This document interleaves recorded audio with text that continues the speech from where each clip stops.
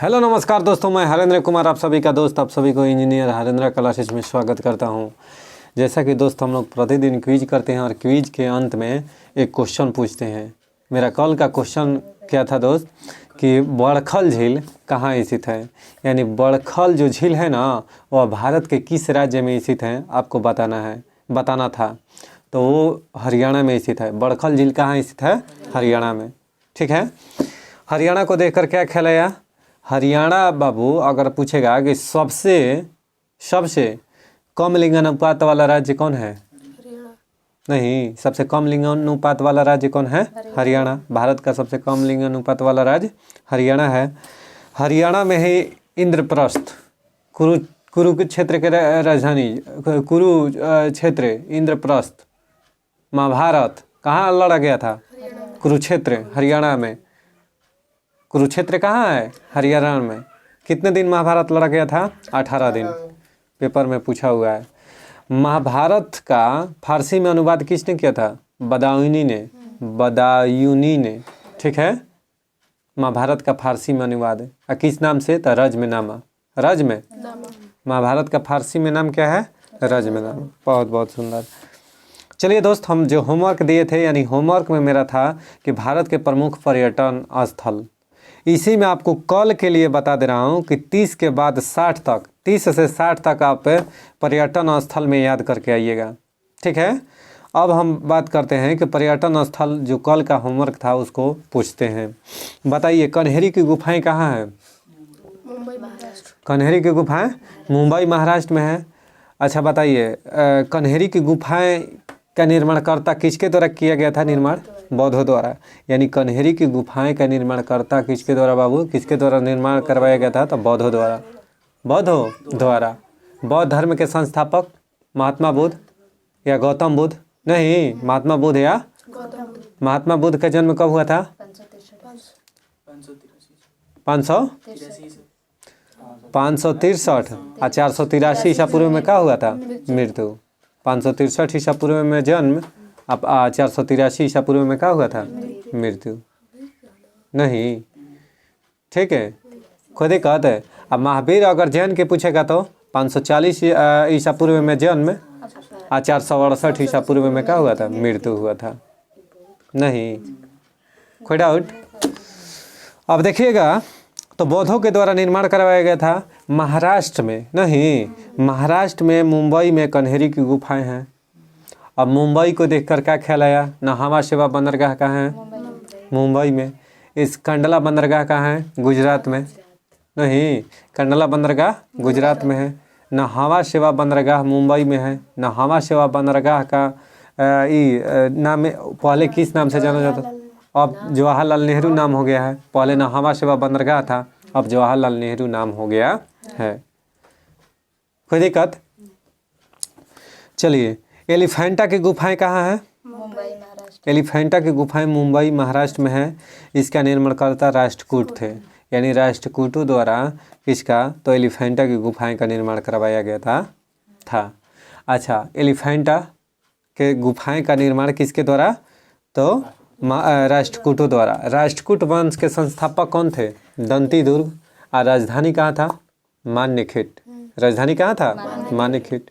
नहीं, एलिफेंटा और एलोरा दो गुफाएं हैं मुंबई महाराष्ट्र में। नहीं, अब ध्यान से सुनिएगा, एलिफेंटा की जो गुफाएं हैं ना वह हिंदू और बौद्ध धर्म के।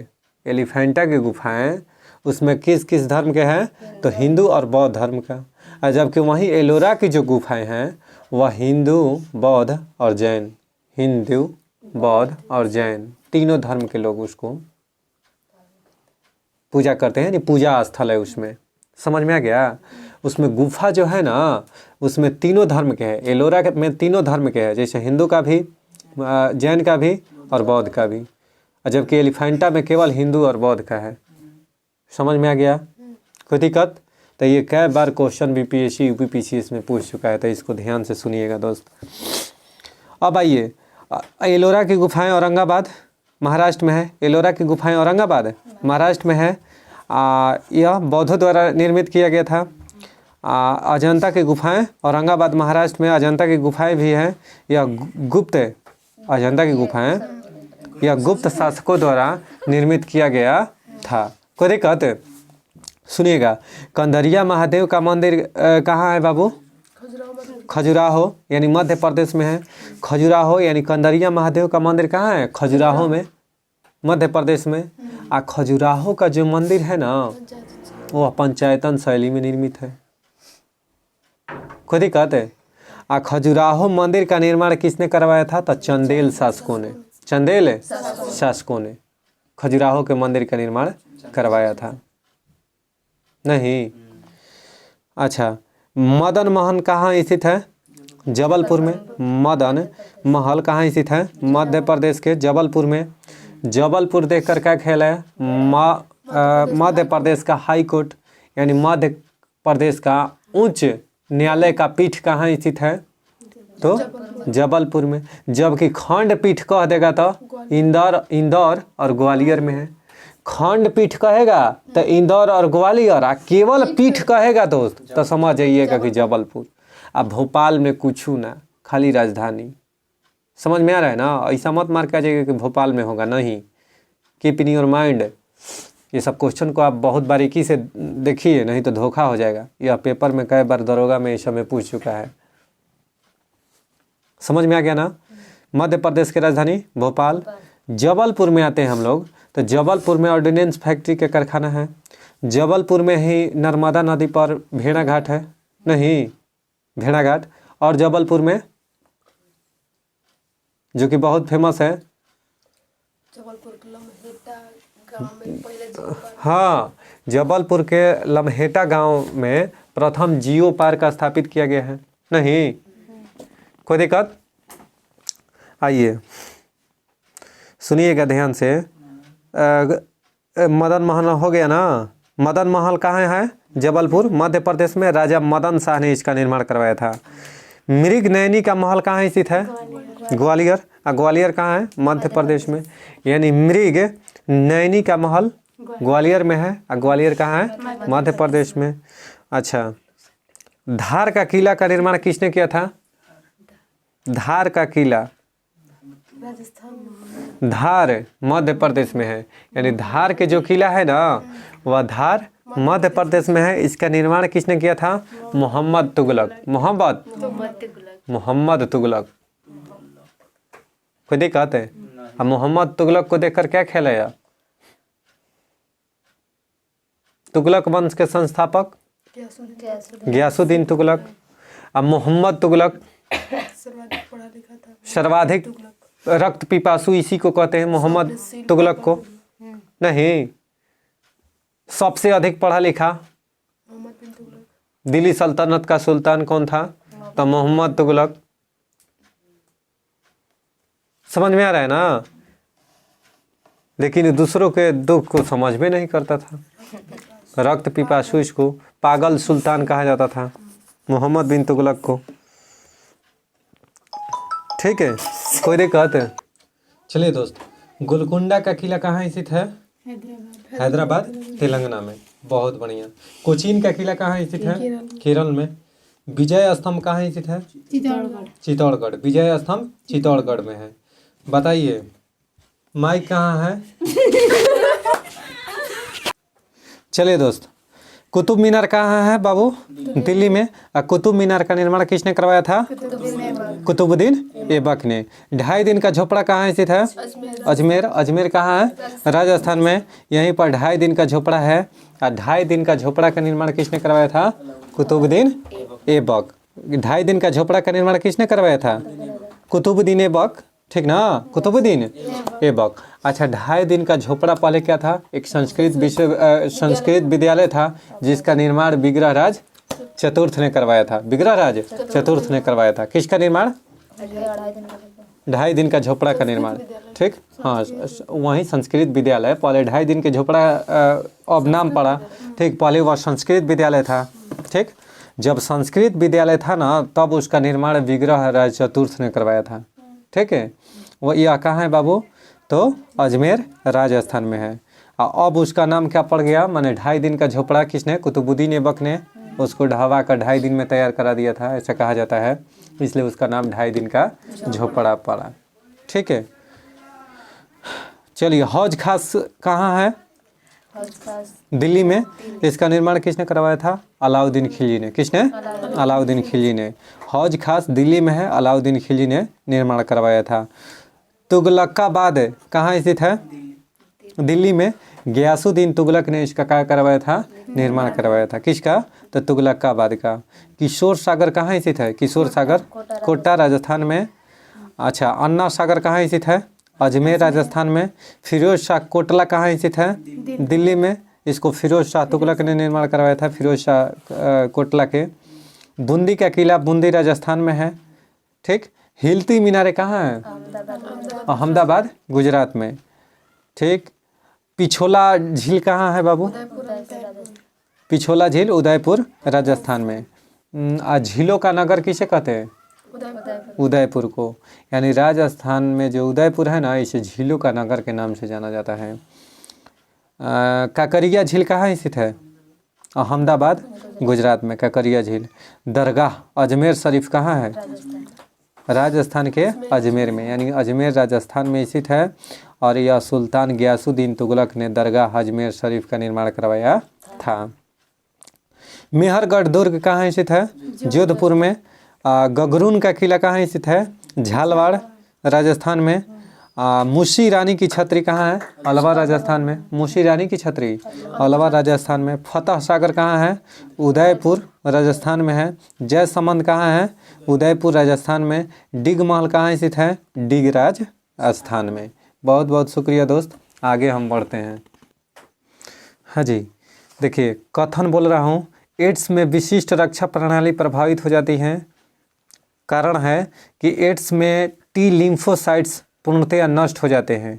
तो ए सही है और आर ए की सही विवेचना है, यानी ए और आर दोनों सही है और आर जो है ना ए की सही विवेचना है।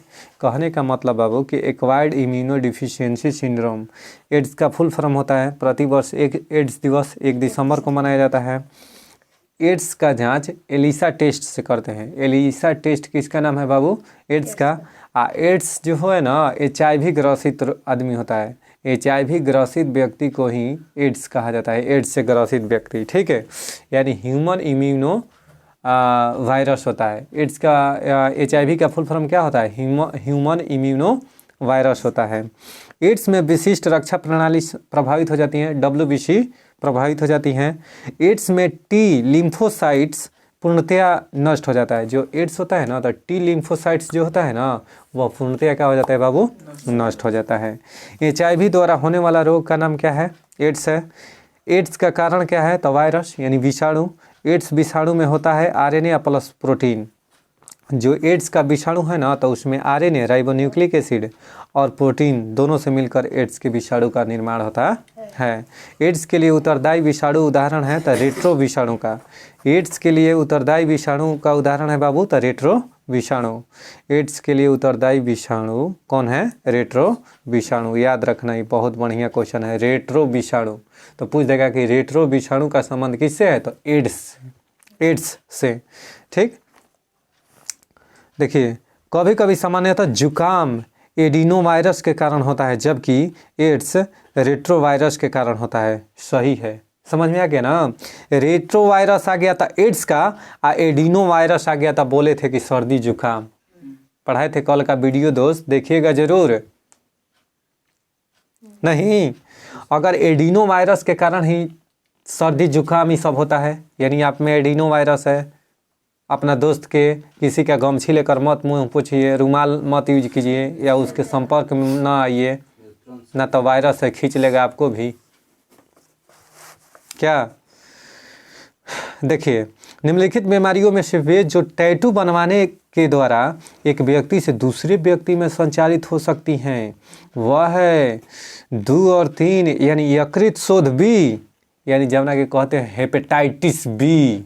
हेपेटाइटिस नहीं, ओकरा हेपेटाइटिस धैले बा, यानी हेपेटाइटिस बी प्रभावित हो जाता है। टैटू बनवाते हैं आप लोग, माँ आजकल ट्रेंड में चल रहा है माँ लिखवाए के, हेजा लिखवाएगा, हेजा लिखवाएगा, हेजा लिखवाएगा, दिल पर लिखवाएगा।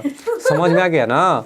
तो कहने का मतलब है कि माँ जो वाला कॉन्सेप्ट लिखा है ना, या भोले शंकर भोलेनाथ, समझ रहे हैं ना? तो ये सब सावधान हो जाइए, क्योंकि आप हेपेटाइटिस बी का पेशेंट हो सकते हैं और न तो एड्स का। आपसे पहला बार बनवा के गई है, वो एड्स से ग्रसित है, आप पता चला कि आप भी गए कि भैया तनी हमारा माँ यहाँ सुंदर राइटिंग में लिखिए, बढ़िया फर्स्ट क्लास माँ, तले माँ लिखवाने में माँ चल गए, एड्स से ग्रसित है। एड्स से ग्रसित हो सकता है कि मतलब अब बचना मुश्किल है, इलाजे नहीं है कोनो, एड्स का इलाज है खत्म, लरुआ के गिर जाइएगा, काम तमाम। गो फ्रॉम इंडिया, कम चलाऊंगी इंग्लिश है, ठीक है। आए गो फ्रॉम इंडिया मन यहाँ से इंडिया से बाहर, अब ऊपर, कम फ्रॉम भगवान, ठीक है, कम फ्रॉम भगवान कि गो फ्रॉम भगवान। कोई बात नहीं दोस्तों, ऐसे ही मजाक कर रहे हैं ना, तो इंग्लिश भी मेरा अच्छा खासा है, आप गड़बड़ाइएगा नहीं। देखिए ये एड्स जो है ना, एड्स रोग नाम का संक्षिप्त रूप है, सुनिएगा ध्यान से। एड्स रोग ना माने किसका संक्षिप्त रूप है? तो एक्वायर्ड इम्यूनो डिफिशियंसी सिंड्रोम। कृपया हल्ला ना करें कैमरा मास्टर, सुनिए। एड्स का बीमारी हल्ला करने पर भी फैल सकता है, ठीक है, मतलब कि ऐसा संभावना, ठीक। टैटू बनवाने से एक तो फैलता है, दूसरा शारीरिक टच में आइएगा तो, ठीक है। तीसरा का आप उसको उसको उजागर कर दीजिए। एड्स वायरस HTLV थर्ड की खोज की थी किसने? रॉबर्ट गेलो ने। चलिए HIV-IA, HIV-IB, HIV-IC और HIV-ID में से जो प्रभेद भारत में प्रभावी है वह कौन है? तो HIV-C। ध्यान से सुनना मेरे दोस्त, HIV-A, B, C, D 3 प्रकार के होता है, लेकिन भारत में सबसे ज़्यादा अगर फैला हुआ है ना तो वो HIV-C। समझ में आ गया ना? HIV-C। AIDS virus HTLV third की खोज की थी किसने? तो रॉबर्ट गेलो ने, रॉबर्ट गेलो ने।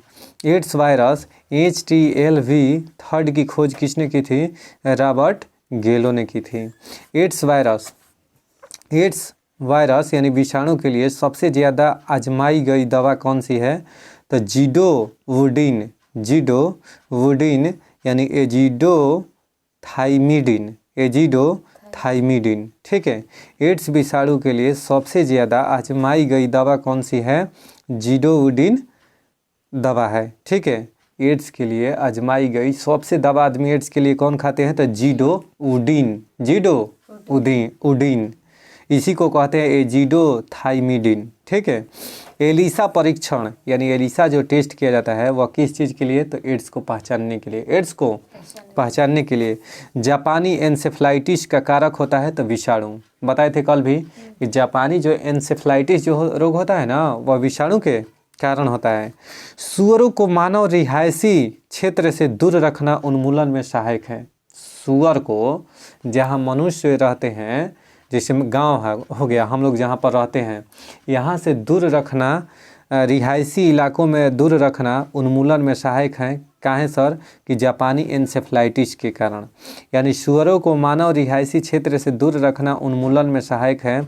अगर जापानी एन्सेफ्लाइटिस हो गया है ना तो समझ जाइए कि सुअर को आपको क्या करना है, जहाँ रह रहे हैं वहाँ से दूर रखना पड़ेगा, काहे कि वो सब वाहक होता है। सुअर क्या होता है? समझ में आ गया? जापानी एन्सेफ्लाइटिस का सुअर से भी तनिका नहीं बीमारी फैलता है। मानव ऐसा आदमी सुअर के धके खा जा रहा है, तो खाए से कितना बीमारी खा के नहा ले रहा है। मई जून 2018 में निपाह वायरस बीमारी के प्रकोप के कारण चर्चा में था। यह किस राज्य में हुआ आया था? तो केरल राज्य में। कौन से राज्य में? केरल राज्य में। निपाह वायरस जो था बीमारी के प्रकोप का कारण चर्चा में था, यह किस राज्य में? केरल राज्य में। कुष्ठ, टिटनेस, मीजल्स, खसरा एवं में से कुष्ठ, टिटनेस, मीजल्स में से जिस रोग को एंटीबायोटिक्स द्वारा ठीक नहीं किया जा सकता है वह है मीजल्स यानी खसरा। खसरा को एंटीबायोटिक्स द्वारा ठीक नहीं किया जा सकता है। खसरा की बीमारी होती है तो वायरस से। खसरा की बीमारी किससे होती है? वायरस से। चेचक विषाणु द्वारा होता है। सही बात है, सही है ना। मरीज को पृथक बिस्तर पर रखना चाहिए। कथन सही है और कारण दोनों सत्य हैं तथा कथन कारण जो है कथन पर आधारित है। यानी जो चेचक से ग्रसित व्यक्ति है ना तो उसको मरीज को पृथक बिस्तर यानी अलग से बिस्तर पर रखना चाहिए। बात आ गया कि नहीं मेरे वाला? कि डॉक्टर क्या कहा कि आदमी को मैया के अगर रूप दे देंगे उसको कि माता आई है तो समझिए कि उसको अलग से आदमी साफ सुथरा रखेगा। उसका बेड भी छुआ हुआ खाएगा नहीं, उसका बहुत अच्छा से ख्याल रखेगा। उसका बेड अलग लगा देगा, बेडशीट लगा देगा धो पोछ कर, बेड तैयार। अब बस खाली खा पी के सूत रहा। और जो मांगना है वहीं खाने में मिलेगा। यानी इच्छा की पूर्ति, इच्छा की नहीं। अब बड़ा होगा फुर्ती से इच्छा की पूर्ति उस समय। समझ में आया ना? बहुत यहाँ पर ज्ञानी आदमी बैठे हैं, हल्का में ना लो। खसरा की बीमारी होती है तो वायरस से ही तो बता दिए। कह रहा है कि विश्व में चेचक का उन्मूलन घोषित हुआ था 1980 में। यानी विश्व को चेचक से उन्मूलित किया गया था कब? 1980 में। इम्यूनोलॉजी के जनक है कौन बाबू? तो एडवर्ड जेनर। इम्यूनोलॉजी में चेचक का अध्ययन किया जाता है। इम्यूनोलॉजी में एडवर्ड जेनर ने ही सर्वप्रथम चेचक के टीके का खोज किए थे। नहीं, अगर देखिए दो चीज सवाल पूछता है। एक तो चेचक के टीके के खोज किसने किया था? एडवर्ड जेनर ने। दूसरा क्वेश्चन पूछता है कि सर्वप्रथम खोजा गया टीका कौन था? चेचक का टीका। यानी किसने खोजा था सर्वप्रथम टीका की खोज? तो एडवर्ड जेनर। इम्यूनोलॉजी के जनक किसे कहते हैं? एडवर्ड जेनर को। रानीखेत बीमारी संबंधित है मुर्गियों से। जो रानीखेत बीमारी है ना वह मुर्गी से होता है। किससे? कोई दिक्कत है? मुर्गा से नहीं, मुर्गी से होता है। ठीक है। रानीखेत बीमारी किससे होती है? तो मुर्गियों से। कह रहे कि दुधारू पशुओं की निम्नलिखित बीमारियों में से संक्रमणीय हैं। तो सुनिएगा, दुधारी पशु से कौन कौन सा बीमारी फैलता है? फुट एवं माउथ रोग, एंथ्रेक्स, ब्लैक क्वार्टर और काउपॉक्स। ये सारा के सारा बीमारी फैलता है, एक संक्रमणीय बीमारी है। दुधारू पशुओं की संक्रमित बीमारी, जैसे आपका भी गाय दूध दे रही है, मेरा भी गाय दूध दे रही है या भैंस, अगर वो जाती हैं एक साथ चरने के लिए, एक साथ धो देते हैं तो सब अगर पास में आएगी ना, या मान लीजिए यहाँ के चर के उगई आगे और वहाँ पर वो आकर फिर चर ली, तो उससे फुट एवं माउथ रोग हो जाएगा। पहला एंथ्रेक्स हो जाएगा, ब्लैक क्वार्टर रोग हो जाएगा और काउपॉक्स रोग हो जाएगा। ये चारों बीमारी संक्रमणीय बीमारी है दुधारू पशुओं में। समझ में आ गया क्या? इसीलिए देखिएगा जब पशु का रोग चलता है ना तो उस समय भी साफ होते जाएगी। कोई दिक्कत है? कोई डाउट? विश्व के कुछ भागों में विद्यमान पशुओं का फुट एंड माउथ रोग होता है विषाणु के कारण। किसके कारण? ये सब विषाणु के जनित रोग हैं। फुट और माउथ रोग मुख्यतः पाया जाता है तब मवेशी, भेड़, सुअर एवं बकरी में। फुट और माउथ रोग, फुट और माउथ रोग। वर्ष 2011 को पशुओं में होने वाली किस बीमारी के लिए चिन्हित किया गया है? तो रिंडर पेस्ट के लिए। 2011 को, वर्ष 2011 को पशुओं में होने वाली किस बीमारी के लिए चिन्हित किया गया? तो रिंडर पेस्ट के लिए। किस बीमारी के लिए बाबू? रिंडर पेस्ट के लिए। बर्ड फ्लू का जनक कौन है? H5N1। H5 जनक नहीं, बर्ड फ्लू का कारक कौन है? H5N1। H1N1 किसका है बाबू? स्वाइन फ्लू का। स्वाइन फ्लू का H1N1 नहीं। कोई दिक्कत है क्या?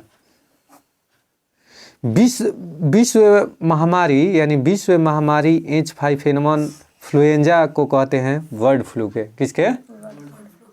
स्वाइन फ्लू को H1N1। ये हमेशा याद रखिएगा दोस्त, भूलिएगा नहीं। H1N1 स्वाइन फ्लू H5N1 कहेगा तो बर्ड फ्लू।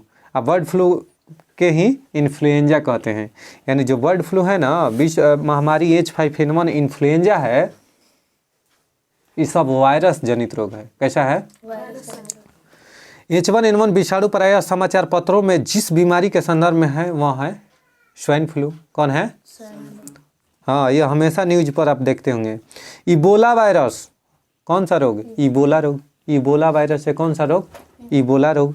जीव सांख्यिकी पहचान उंगली छाप तथा आइरिस स्कैन द्वारा। डीएनए फिंगरप्रिंटिंग पैतृक व अपराधी की पहचान किया जाता है। डीएनए फिंगरप्रिंटिंग से क्या होगा? अपराधी की पहचान की जाती है। कोई दिक्कत है? 5 गो लड़का मान बाप के एगो से दुश्मनी हो गई, कह रहे हैं पिताजी कि तू हमारा लड़का नहीं खस। ये भी तो कह सकते हैं तुम मेरा लड़का नहीं हो, और ना कागज का सर्टिफिकेट है ना कुछ, तब क्या होगा? DNA fingerprinting. गप दे कहेगा कि ना आप ही क्या है। समझ में आ गया ना? डीएनए ऐसा चीज है कि माँ बाप की तुरंत पहचान हो जाएगा, आ ना तो दूसरा घर के लड़की रहबू तो तोहर पहचान ना होई, मैचे नहीं करेगा डीएनए। बात समझ रहे हैं जी? तो डीएनए फिंगरप्रिंटिंग से अपराधी की पहचान होती है। डीएनए फिंगरप्रिंटिंग और भी काम में, जैसे मान लीजिए आप मर्डर कर दी, आप करें कि हम नहीं गोली मारे हैं, तब वो तुरंत स्कैन कर लेगा आपका हाथवे की। अब बंदूकिया जो टच में लिया है ना, बस कबर जाएगा स्कैन में। इतना साइंस डेवलप है दोस्त कि आप लोग क्राइम करने के कान पकड़ लीजिएगा, लेकिन क्राइम मरतो जिंदगी में नहीं कीजिएगा। ना तो सोचिए कि अगर अच्छा से जांच हो ना, सीबीआई चेक हो, हर चीज़ जांच हो आपके पास, तो ये जो दरवाजे का लॉक कौन खोला, लॉक तक बता सकता है कि वो आप जहाँ जहाँ हाथ खाली टच कीजिएगा ना, वहाँ वहाँ आपको पकड़ा जाइएगा। समझ जाइए। हाँ, ग्लव्स पहन कर, तुम भी बहुत खिलाड़ी लड़की हो, तो ग्लव्स पहन कर करोगे, कहने का मतलब बबुआ है, ठीक है? तो ग्लव्स पहन के करोगे तो फिर भी तो तुम्हारे आएगा ना कि इतना तक इसका हैंड आ रहा है। जैसे रिहा तुमको क्या करते हैं उसको, रिहासत में ना, क्या कहते हैं? हिरासत। हिरासत पूछो हीरामन, ठीक है? तो हिरासत में अगर उसको लिया जाएगा ना, तो समझिए कि तुरंत मिल जाएगा। इसलिए कृपया करके वैसा ना करें। हाँ, कितना करता है सीसीटीवी कैमरा के घटना करता है तो मुँहवा काला रंग से जब के का वो सब नहीं पकड़ाता है, पकड़ा जाओगे। भोजन विषाक्तता के कारण क्या है? Salmonella bacilli. इधर देखो, ठीक है? भोजन विषाक्तता का कारण क्या है? Salmonella bacilli. Salmonella bacilli. Botulism में क्या है? तो भोज्य पदार्थ से होने वाला विषैलापन, यानी भोज्य पदार्थ से होने वाला विषैलापन को बोटुलिज में कहते हैं। बोटुलिज में कहते हैं। भोजन का विषाक्त होना बोटुलिज में जिस स्पीसीज के संदूषण से उत्पन्न होता है वह है क्लोस्ट्रीडियम के। क्लोस्ट्रीडियम के। डीपीटी का टीका सुरक्षा हेतु दिया जाता है तो डिप्थीरिया, काली खांसी और टिटनस से। डीपीटी का टीका डिप्थीरिया, काली खांसी और टिटनस के। और डीपीटी का full form diphtheria pertussis, P for pertussis. हमेशा पेपर में पूछता है, बताए हैं कल भी, आज भी सचेत कर रहे हैं कि तनी सा धोखा के मतलब कि नौकरी से बाहर। तृतीय प्रतिजन डीपीटी बच्चों को दी जाती है बचाव के लिए रोहिणी, कुकुर खांसी या टिटनस से। यानी जो तृतीय प्रतिजन एंटीजन डीपीटी बच्चों को दी जाती हैं तो रोहिणी, कुकुर खांसी और टिटनस से बचाव के लिए। बहुत बढ़िया। ठीक है दोस्त, आगे हम लोग पढ़ते हैं। चलिए दोस्तों, यहीं पर हम क्विज को समाप्त करते हैं और नेक्स्ट दिन आपको नेक्स्ट वीडियो में मिलेंगे। जैसा कि हम रोज़ क्विज के अंत में सवाल पूछते हैं, आज भी एक सवाल पूछ रहे हैं जिसका आप लोग जवाब दीजिएगा। वो क्वेश्चन है, कौन सा क्वेश्चन दोस्त? तो वो क्वेश्चन है कि बताइए, मानव ने सर्वप्रथम किस धातु का प्रयोग किया था? मानव ने सर्वप्रथम किस धातु का प्रयोग किया था? इसको आपको कमेंट में रिप्लाई देना है। हम आपके कमेंट को बेसब्री से इंतज़ार करेंगे और ज़्यादा से ज़्यादा हो सके दोस्त तो प्लीज़ इस वीडियो को शेयर सब्सक्राइब कराना ना भूलें। आपके पास जो भी मोबाइल में ग्रुप होगा उसमें ज़रूर शेयर करें, सब्सक्राइब कराएं और अपने दोस्तों के पास ज़रूर सेंड करें। एक भाई के लिए थोड़ा सा तो इतना तो कर सकते हैं। समझ में आ गया ना दोस्त? इसलिए आप ज़रूर मेरे वीडियो को शेयर करें, सब्सक्राइब करें और लाइक ज़रूर करके वीडियो को छोड़ें। बहुत बहुत शुक्रिया दोस्त।